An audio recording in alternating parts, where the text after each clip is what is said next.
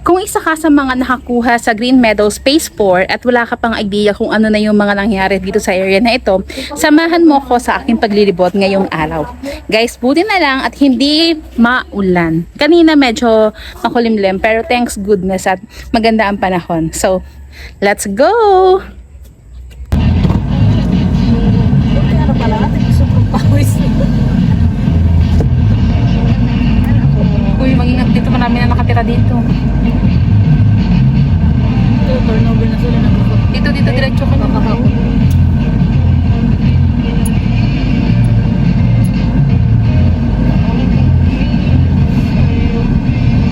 So na, ulit? Marami ulit.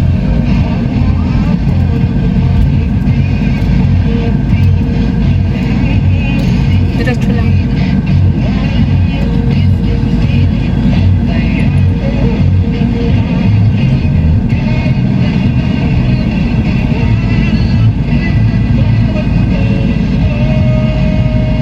Oh, may mga pumasok.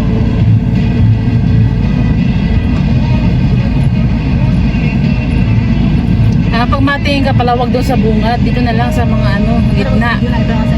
Para mas maganda, no? Mas ma-appreciate yung tangerine. Oo, mas appreciate yung tangerine. Swerte na ito, laki ng bungad niya, oh. Ano, laki ng frontage niya, no? Ano? Oo. Yan yung mga malalaki ang lote. Ano yung same price lang din yun? Oo. Yan? Pag mga end unit or special, malalaki ang lote. Medyo mas mahal ng konti.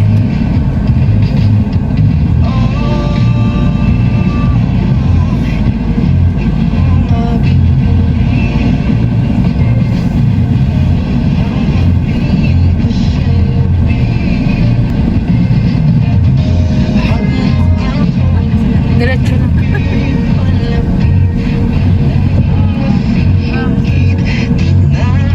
Tapos na, hanggang dito lang video. Alam ka. Alam ng mga Adelaide.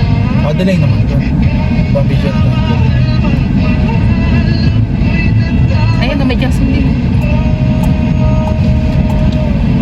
Yan pala, may jasmine. Ayun. Ito, dito. Dito ka tumigil sa kanan. Dito, mag-video kayo ng jasmine.